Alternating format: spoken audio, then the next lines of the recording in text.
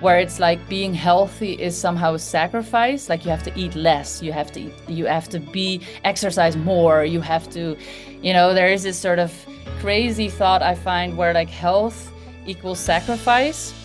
And I would very much argue that real health equals abundance and joy.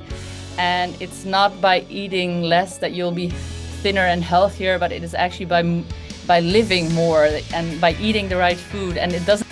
In a world where the food on our plate is more and more disconnected from where it comes from and the soil that it's grown on, this conversation with Sophie from the Farming Chefs is probably one of the most important conversations that you could tune into.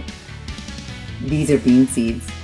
And did you know seeds are shaping our future, our memories, our sense of belonging, our sovereignty, as well as nourishing us? Seeds are so much more than just the foods that are grown from them and just the trees that emerge from them.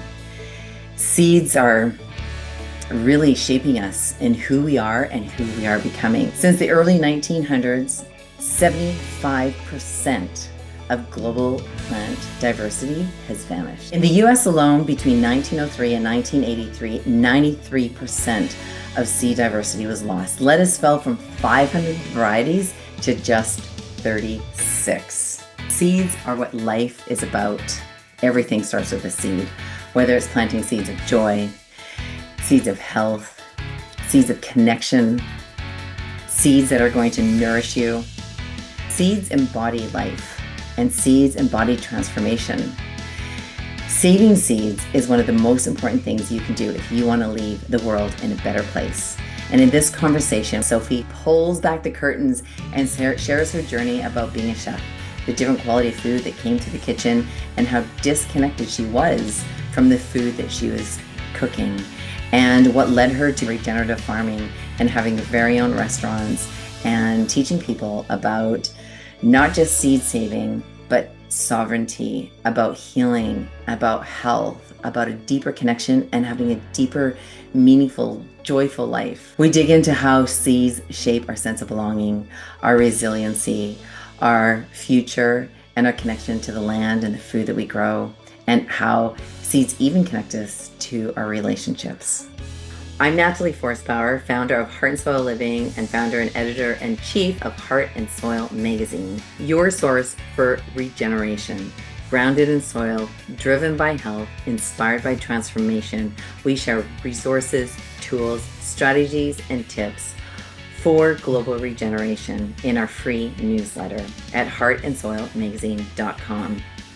All the links in this conversation are in the captions and descriptions below. If global regeneration resonates with you, and regenerative farming, gardening, and living resonates with you, and you want to be part of that conversation, then be sure to subscribe to this channel, ding that bell, and share these conversations with your friends so that we can amplify planetary health, so that we can all be a part of global regeneration together. Enjoy this conversation with Sophie from the Farming Chefs. Oh man, my heart is so full being in the room with you, and I can't wait to have my bare feet on the soil that you are stewarding there in Portugal, Sophie. And I'm so honored that you've carved out a little bit of time to talk about seeds and seed sovereignty and seed saving and share the journey of the farming chefs with us in a tiny nutshell. In a tiny nutshell, yes, that would be it. Before we dive into the living intelligence of seeds, tell us about the Farming Chefs. I'm very happy to talk about our project. And I just wanted to also say that I'm very happy to be here and very thankful that you're doing this interview with me. So I apologize for Philippe, who is missing, obviously. He is the other Farming chef, but I will give a short summary of who we are and why we are called the Farming Chefs, because that sort of encompasses our story in a really great way. It's also the reason we chose that name. So my partner and I are both chefs, culinarily trained, and we started a restaurant together when we just met. So I always like to joke that we share our bed and our business together since more or less the day that we met. And a lot of people are like, "How do you do it?" And I say that for us, it's a really great mix. And so we're both very passionate about food, and that came through the stomach first. So when we opened our restaurant, we weren't into organic farming or anything like that yet. I had actually not had a lot of gardening experience. My mom, however, did do a lot of gardening, and both our grandparents are, I want to call it hobby farm, like they've been hobby farmers. Um, so my mom used to say to us, well, to me first and then to us, she would always say, oh, you guys would love it. You would love to get your hands in the soil and just start growing things. And I don't know, but when I was a teenager, I didn't think that was cool. I was just like, no, man, I'm in the kitchen, I'm cooking, like all that gardening stuff. Like, I don't know, I didn't see it. But my mom was wiser than I was at the time. So she probably knew what was coming. Um, and it was really the connection to all the food that was passing through our kitchen that made us realize that we actually didn't know much about where the stuff was coming from. And we started noticing very big fluctuation in quality. And I mean, you might notice or you might not, but if you're cooking, you're always inside and you're always in a TL light and a very unnatural environment. So I think as we aged, we started thinking like it's not very healthy, this lifestyle, and like we don't get a lot of sunlight, we're very high pressure and stuff. So we thought to ourselves, how can we create a lifestyle for ourselves where we're still doing the cooking because we love to cook, but we also get to be outdoors more? And then we just came up with this idea, what if we start a farm? Because then we have to like grow this food. This is very naive and we didn't know anything about growing, because if you would know, you would never have thought of that plan.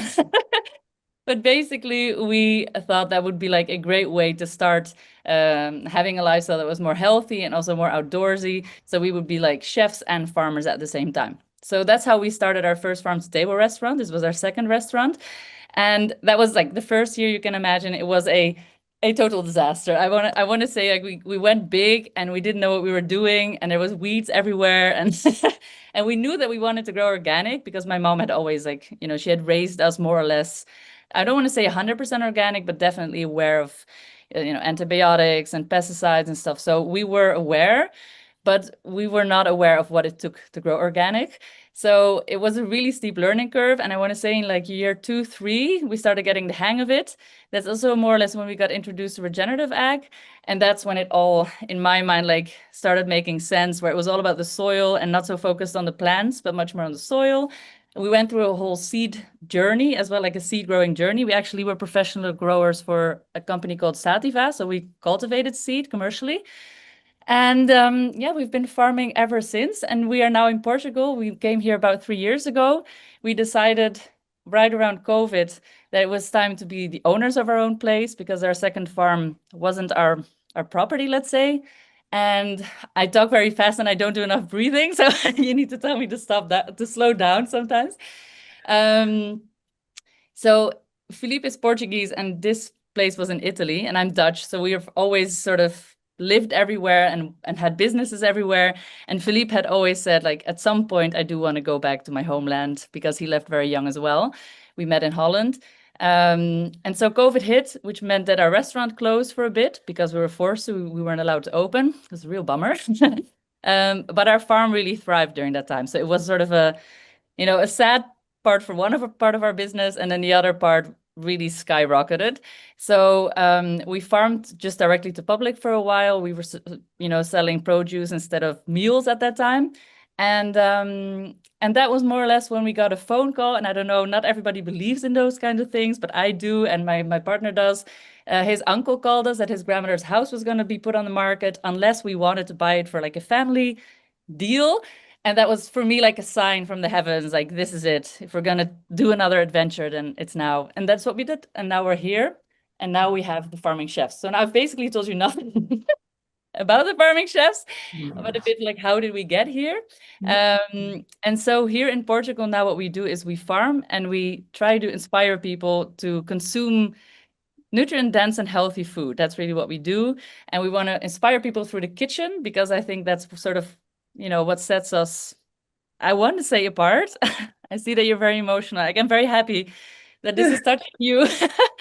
And I feel like what we really want for the future and for ourselves and for our kids is just, I want this for everyone. I want it maybe mostly for ourselves so we can be healthy and happy to bring this message.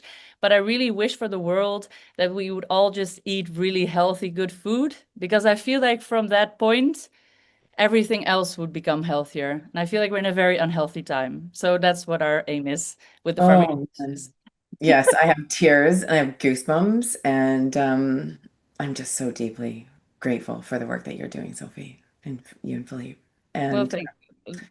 so powerful listening to those whispers and those nudges. And um, so um, tell me more about the living intelligence of seeds and when you noticed that seeds played a role in the health of the food that you were growing and serving and um, Sure. planting. Well, one of the things that really became apparent when we started growing food, and that was, of course, amplified once we started growing seed. But before that, when we were growing food, it was something just really sort of came home, or, suddenly it just was like everything just fell and came together. And I don't know, in Dutch you would say it viel het op zijn plaats, and it means like it fell into its place, because you could see that though there were moments of struggle in your garden, as there are in life, a lot of times I think right now what we do is we write things off that look sickish, sickly, or small, or maybe not perfect, as if like, oh, this needs treatment, this needs our intervention, this needs medicine, this needs, this is we as humans need to help, and not even really help, like we need to take over control so we can save this. And I feel like what the garden really taught us was that everything really wants to live, and if you give it the right condition to live, it will thrive, even if it starts off in a bit of a rough patch.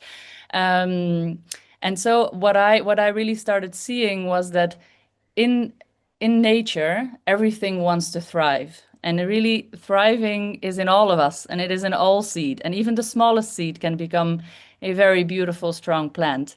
And so, when we started growing seed commercially, and we were doing that for a third party, let's say, it was interesting learning about, the way that you can pick the strongest seed and naturally select and stuff for like the best quality seed.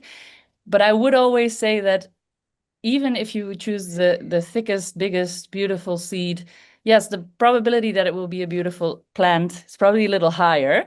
But don't discard the little ones, because they're all they're just as capable if they are set in the right conditions to thrive. And so for me, yeah, seed really embodies life and the power of life. And I'm very yeah, I'm just very grateful that we have a capacity here on our farm to both we propagate our own seed, but we also buy from commercial growers. And some of those commercial growers I'm also very grateful to, because they do good work, and they actually came. I have to give a little props to Sativa, because they actually did a lot of farm inspecting, and they came onto our land and they looked at what we were doing. So it wasn't just a commercial trade-off. It was really, they were really involved. Sorry about my kids. They're coming closer and crying for some That's, reason. that's awesome. We love kids. It's like that's like part of the garden, right? Yes, indeed. How They're old, running how, around in the nude because we have a how, little pool now.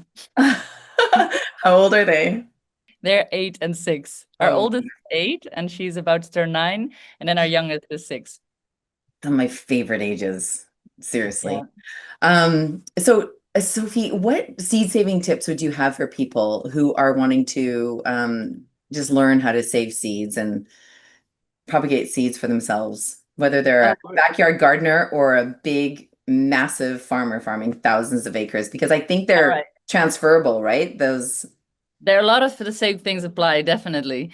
The first thing what would be my biggest advice is, before you start, do just a bit of reading about, how plants actually propagate and how they can cross-pollinate. And because a lot of people have an idea that you can just save all seed, which is true. Obviously, you can save all seed. But as you probably know, like the plants we eat are cultivated plants. So it's our gardeners, we are sort of the stewards of the seeds, if you will, and sort of, selecting over time, getting the tender and sweet varieties, and getting those, those heirloom seeds as well. They are the product of centuries of natural selection by us as growers. So if you understand that cross-pollination is a thing, then it's also wise, if you want to have the same offspring, that you actually don't plant different varieties too close together. That's the first. Right. So can you And just then give us an example of some cross-pollinators? yes, like legumes, for instance, like beans or squashes, for instance. So I want to sort of note on that because people always tell me, but I mean, my beans get, they get seeds and then I can plant them and then there comes another bean plant. And I'm like, yes, and that's actually part of the fun. So if you're a bit like I am, I'm quite adventurous. I do sometimes just like to see what what mixtures came out of it, and sometimes it's great. Like with zucchinis, you can get really fun varieties that are just a mix of two different strains. So I don't, my advice is not never do it, but if your goal is I really want a butternut squash, then it is important to know that you should probably only plant butternut squashes, at a certain distance that year. The same goes for your beans. Like if you're really trying to, you know, mimic what you so enjoyed last season, then it is important that you stick with one variety at a time. Or if you have, a bit of a bigger piece of land, if you place them, relatively further apart Yeah, and you mob seed. Yeah. is there a minimum amount of space to put between those cross-pollinators? There sort of is, and I'm very like it's bad that I don't know the exact numbers for each type because it depends a little bit if they're obviously insect pollinated or if they are actually wind pollinators. So wind pollinators you need a lot more distance, and if you have insect pollinators, if you plant them very densely together, and then we have for instance them about 40-50 meters apart, and then the likelihood that they will cross pollinate is there, but it's so much more likely that they'll be pollinated by their own variety because they're grouped in a bunch, right? Because so you can Mm. imagine bees like they'll just hop from flower to flower to flower. So if all the flowers are really close, the probability of them pollinating their neighbor instead of the bean that is, let's say, 50 meters further out. I'm sorry, I'm doing meters, you guys. That doesn't mean anything to you. Meters, that's fine. You know what we do? Most of the world does meters. It's America who does It's feet. only the And Canada. Americans. So I'm with you on the meters. Okay, good. We That's do good. both. That's how that's how the state has basically indoctrinated us all into thinking that the whole world is like them. That's Right? Right. terrible. Yeah. So yes, that would be my advice. Is first of all, read a little bit about what your plant actually needs for it to what are the needs for it to pollinate? Is it a self-pollinating or is it cross-pollinating? Is it a wind pollinator and so forth and so on. Um, and then I would like to point out that if you obviously want to save seed, that the plant is going to have to live a lot longer than it would if you're harvesting it. So we have two gardens. We have our productive garden, which is downstairs, and then I have the herb garden, which is behind me. And my herb garden also serves as a seed garden. So when we have certain varieties of cabbages or anything really that we know that is easy to then clean and save, Philippe just gives me a few and then I put them here in the garden up top and I get to see it go into flower and it goes through its whole life cycle. It's beautiful to watch and then finally I get to harvest it. I actually harvested a lot of seed today by chance. A lot of Wow. seed and a lot of nigella. Oh, I love that. Putting the seeds that you want to save in your herb garden. Brilliant. What seeds did you harvest today?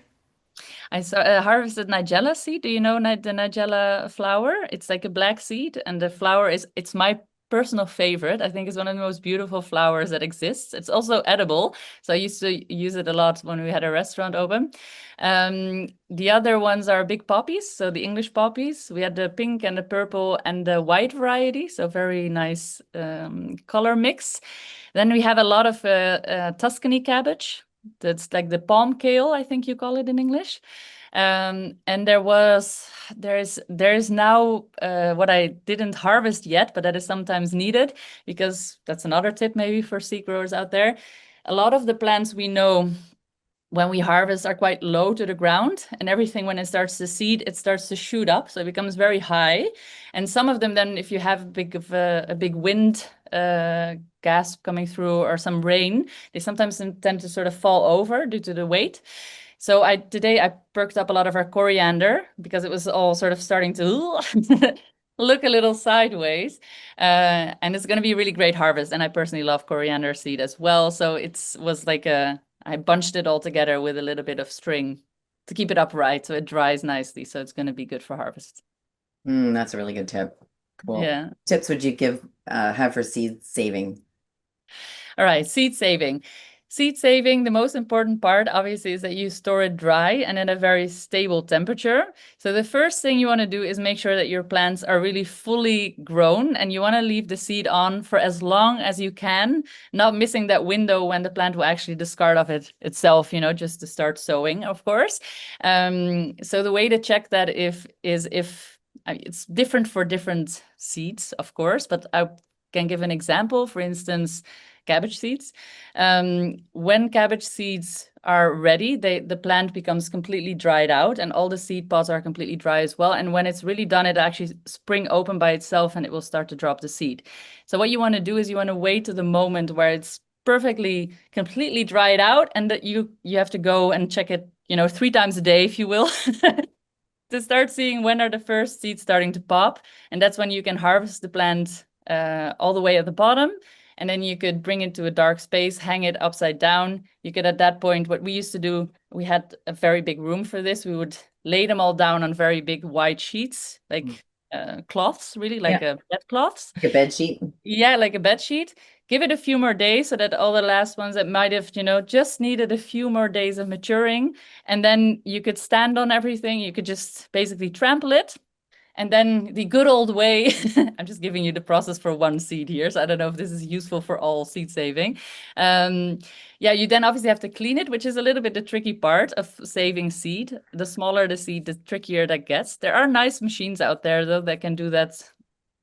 How do you say, like cleaning of the seed? But if you're doing it for home use, I feel like that's not really needed. Like we've never used one of those machines. We've always hand cleaned our seed. Sometimes a little tedious. Using the wind for that is often good, like shaking it in a bowl and then just throwing it up in the air, and then having the wind take off the Yes. the husks, right? The shells. And then once you have your clean seed, the way that we store it is we have it in paper envelopes. We mark it, obviously, the year, the name of the plant species and the variety, and the date that it was harvested. And then it goes into our pantry, which fluctuates a little between like 10 degrees to 15 degrees Celsius. The best is if you keep it as stable as possible and like no moisture, obviously. So all our paper bags go into a plastic bigger box, and that's where they are, free Awesome. from moisture. Any do's or don'ts? Like, what's the biggest mistake that people make seed saving? Putting it in plastic bags if they haven't dried it properly. I feel like that's a common mistake where people might not really get the moisture level right. So they'll harvest a bit prematurely. They'll have it dry, but it won't be dry completely. And then they'll put it in a plastic Ziploc, and then you just end up with moldy seed. Another big no-no is indeed leaving it like in glass jars, exposed to sunlight, just anywhere in your house. Like it's really best if you keep it out of direct sunlight, just because temperatures also will go up and down. I'm thinking there's probably like lots of other things you could do wrong, Yeah, but and just why do we want to keep a steady temperature and cooler if preferable?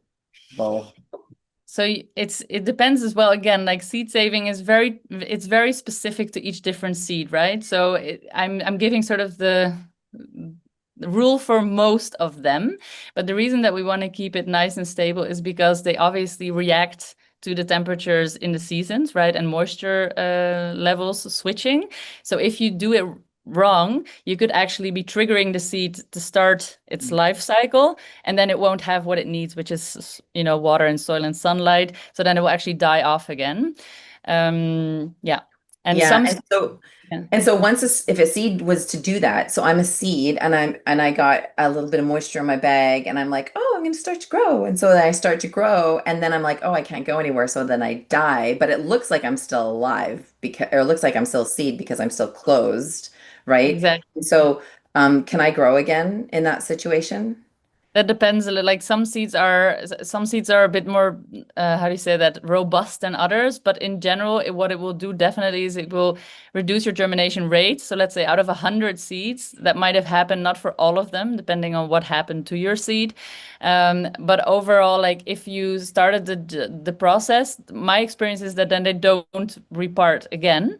But I also want to say that maybe there is a possibility in certain seeds. I wouldn't know that. Do you know of any of that would be an option? No. I actually don't. Like yeah, once it's grown out, I don't. No, I feel like like logic would dictate that it doesn't. That's also why plants make so many seeds, right? Because they're sort of banking on the fact that from all of these thousands of seeds, probably not all of them will make it because temperature switches and nature is obviously a very lively thing where you can have rain one day and then droughts for 2 weeks. So like if all of them would germinate at the same time, then it would all die off again. So it's such a um how I want to say, like a sensitive and yet very robust system where even being 1 centimeter higher up in the soil might mean that you germinated, but somebody that, a seed that fell maybe a few days earlier and was covered by a little hedgehog digging for worms will only germinate, a few months later when those conditions arise again. So I feel like every seed has one chance, and then if it's missed, it goes to the siblings to to procreate Right. again. And why is seed saving so important today? Yeah, very good question. So, I mean, most of whoever is probably watching this most people will be aware of what crazy things we are doing as humanity right now and all our, godlike intervention, if you will, with all our GMO madness, I call it. I personally am very strongly against genetically modifying anything, but also our seed. I actually read recently, this is a little bit off topic, well, it's not completely off topic, but it's also concerning, is that they're starting or already have started doing genetically modification of soil organisms, some microorganisms, which is a whole other area of madness, if you ask me. So yes, seed saving is just very important because what we are doing as humanity is that we are basically losing loads of varieties. We're losing, I don't know the exact numbers. I did read them and they were staggering, but I didn't memorize them. But if you think about the variety of plants that we used to eat, I mean, in the wild, obviously, even more so. But let's say 150 years ago, 200 years ago, the things that we were eating as humanity were so varied. There were so many different types of oranges. There were so many different types of apples. There were so many different types of beans. And right now, because of supermarkets and because of genetically engineering and just monocropping and everything that we try to optimize, and I'm using very big quotation marks here. Yeah, so we're making everything cheaper mostly and less nutrient dense and more poisonous. But let's say that probably the intention at the beginning was good, but I think it's time that we all wake up and see that this is not the way. It has left us with very little variety and just, I think in like the types of bananas that we're eating right now, they all come from one or two different varieties, and there are probably over a few hundred different types of bananas that you can eat. So just to give an idea of, if we as growers don't keep seeds alive and we don't keep propagating these different varieties of plants, we will just lose them forever. So that's why it's very important to us. And I think to Mm-hmm. most people that grow. Yeah. Mm. And if you had a moment to sit down and just have a conversation with all of humanity in this moment, what's on your heart that you'd want to share? I'd probably want to ask everybody to just slow down for a minute and to look at what they're doing and what they are trying to achieve. Because I feel like we've got it backwards now, where we're all in this race to quote unquote survive, but yet we're doing none of the things that actually entail survival in a healthy way to the extent that we will survive the long term. So I feel like when it comes, for instance, to food, um, and housing and family, I feel like our basic needs, which I very much think are, of course, nourishment and love and connection, and a place to live, right? I feel like we all need a home. I feel like most people right now are doing everything they can to get money so that they can have some spare time to do the things that they basically should be doing all of the time. um, and I think we've lost that connection to to the land and to our food. And I think that's actually what drives this to a very large extent. And so I do really think that if we all would take a moment and realize that all the money in the world won't buy you health in the end, and all the money in the world won't buy you time in the end. And I think those two things really are what life is about. Um, then we would treat our surroundings and each other very differently, and we would eat very differently, and we would pace our lives very differently. Um, and I feel like there's been a message, and I think that that's what we as the farming chefs very much try to sort of uh, get across, where it's like being healthy is somehow a sacrifice. Like you have to eat less, you have to be exercise more, you have to, there is this sort of crazy thought I find where like health equals sacrifice. And I would very much argue that real health equals abundance and joy.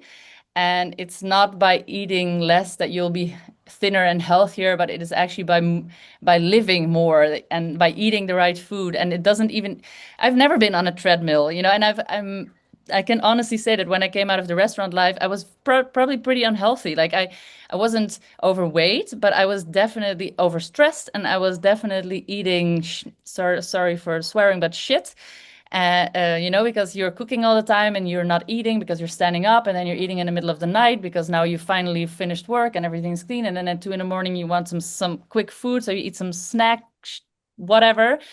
So I was looking probably to the outside world like fine, but I wasn't healthy. And it was when we started farming and we're starting to get our hands in the soil and being in the sun, and we're eating all of this fresh food, what's in season, what's local. I've never felt better, and I've never eaten more than then. I've never, I remember as a teenager, I was concerned about like gaining weight and uh, like, oh, I can't eat too much because then I will be unappealing or fat or whatever. Like there's a lot of stigmas I think that a lot of young people probably deal with still today. Um, and it was so liberating because then when I was actually growing the food that I was eating and I was doing some exercise, which didn't feel like exercise because it wasn't going to the gym or it wasn't doing all the things. It was just eating really good food. Like our whole driver was let's make and eat great food because that was what our farm was about and our restaurant. And once we fully embodied that, everything else, our relationship improved, my health improved, my partner's health improved, our kids are very healthy, and we're very happy. And I know that it sounds so like, oh, euphoric, but I really wish this for everyone. And I wish that people would know what it feels like to feel that healthy, because I even think that at the time, I didn't know I could feel that good, right? So I was surprised by how good I felt, even though before I felt that, I already thought I was feeling good, if that makes sense. And so my message to the world is good food will bring you so much more than just bodily health. I will bring you all the health. Like I'm being vague maybe, but it will bring you mental health, it will bring you bodily health, and it will bring you pleasure and joy without having to necessarily sacrifice in any kind of way, except maybe that you can't always get ease and quick fixes. But I think that there's not really much to gain with ease and quick fixes. It's like the good things take time, and it's going to be worth it. It's going to be fun having that time. Okay, zip. So be it. Sophie, you started off this interview bringing me to tears, and we are ending on me in tears again. What a beautiful experience. It's you seeded so much possibility in connecting us with the importance of and value of connecting with the foods that we eat and planting seeds of not just the foods that we are going to eat, but planting seeds of hope, of possibility, of connection for mind, body, and soul. So Yeah. powerful. So thank you for what you're doing at Farming Chefs. And thank you for sharing your voice and just a small part of your story. And I look forward to having more conversations with you. And I'll bring a tissue box next time. I'm very much looking forward to it as well. And I very much enjoyed this. I am sorry. I'm happy. I'm sure they are tears of joy in terms of that. I don't like the idea of They making any more are. time, but Yeah, I'm no, also they're tears of that I so much touched joy. I'm so aligned with what you're doing, Sophie. Like, And I feel like my mom brought us together, and it's incredible how present she is in this conversation, and I don't know why. Makes me very And happy. but I really I just feel her presence again, and so the tears are just I have so much gratitude for your voice and for the work that you're doing and the way that you're sharing it and the way that you're connecting people with the energy of food. It's not just the vitamin C, D, and A, and potassium, protein that we're getting from it. It is life Yeah, force. It's yeah, everything. It's what fuels us emotionally, mentally, spiritually, and you absolutely. embody that. Thank you so much. I'm absolutely, and I feel like that is. I mean, I think it's Michael Pollan who said that. I'm not sure, but basically, eating is a political act. So if we want to change, if we really want to change, we can talk about it and we can philosophize, but in the end, it's what we put in our mouths that really makes the difference and where we buy it. And if everybody would do that in a more conscious way, uh, which we want to make sure that to make get clear to you is very tasty and a very joyful and tasteful life. It's not only salads without dressing. It can be super like seasonal food is really delicious done in the right way. The less you do to it, the better it is. Yeah, if we all eat more like that, then the future looks bright. And I believe it is. I'm very optimistic, actually. I'm very hopeful and I'm very optimistic. And I think deep down in all of us, we are also a little seed and we all want to live and we all want to thrive. So we are in the end going to look for optimal conditions. And I think we're getting more and more awareness that most people are seeds in the wrong soil. So they're looking to be transplanted in some vibrant living soil. And so let's all create it. Yeah. Amen. So be it. And Sophie, where is the best place for people to connect with you? Because I know you have your farm in Portugal and you also have online courses and all sorts of really cool things. So best place for people to find you. Great. Well, wonderful. Thank you for mentioning that. You can find us on our own website, thefarmingchefs.com. And via that site, you can go to our YouTube channel where you can learn some great farm to table cooking, hopefully, or you can come visit us in Portugal. We have all kinds of events listed on our website as well. So if you're planning on coming, we also have dates for 2026 because people do join us from overseas, which is very exciting. And for people that are in Europe, more last minute, you can still join us this year for like farm tours and stuff and farm to table cooking weeks. So yeah, very happy if you come and look us up. Awesome. Well, thank you, Sophie. Give our best to Philippe. I love you and I appreciate you deeply. Thank you, Natalie. I love you too. I'm very sure that your mom is present in this conversation because I wrote that because maybe we should tell the audience how we actually connected and what you wrote about one of the quotes on our website. Because one of the quotes on our website is, if you want our kids to dine as fine as we do, we need to grow more than food. We need to grow soil. And it's really funny because when I made the website, which is 3 years ago now, I was looking first for quotes of other people. I was sort of looking at fun quotes and I have found a few, and for sure on the website are a few other quotes of other people. But then there was one that just came in my mind over and over, and this was this one. And then I just wrote it, and I felt very strongly like this is the message in its core. And so I'm happy that that is what actually connected us, because I do think we are in that sense very connected about the message of that it is about food, and that food will provide a good future for us all. Yes, yes. And I honestly don't know my mom's quote off by heart, but it's something about teaching children to love the land and love the food, and they will That will become make, yeah. And good it will make stewards of them other. yeah, and I just read it before we had this conversation. So she wrote, or she said, that will make them a positive and important part of the cycle of life. Let's say, to give them their rightful space or place in the cycle of life. I think that's more or less, if I'm Yeah, paraphrasing it correctly. And I think that that's it. We need to find our place in the cycle of life. yeah, it's so true. Oh man, I love I'm you. also very grateful, by the way, for the work that you're doing, and I'm really looking forward to diving into it and getting access. And I'll be mentioning you in one of the upcoming videos, so that I'll guide some people also. Hopefully, I'm sure your audience is probably a lot bigger, but I'll guide some people towards you as well. I think we could all shed some light on each other. It would be really great. Absolutely. Absolutely, Sophie. Have an amazing day. I love you. You, Appreciate you. right. Namaste. Namaste. Ciao, ciao. Be sure to go and check out The Farming Chefs at thefarmingchefs.com on the web, on Instagram at the_farming_chefs, on Facebook at The Farming Chefs, and on YouTube at The Farming Chefs. May your seeds flourish where you plant them, and may you be planted in fertile ground and nourish the seeds that are on your heart to grow your relationships, your health, your wealth, your sovereignty, and just who you are. May your seeds be nourished emotionally, mentally, spiritually, physically, and in all embodiment. You make yourself an amazing day. If you want to be part of a regenerative community that supports you in growing healthy, delicious, nutrient-dense food and helps support you in your health and living your best life, come and join our community at heartandsoilmagazine.com. Make yourself an amazing day. Big love and namaste.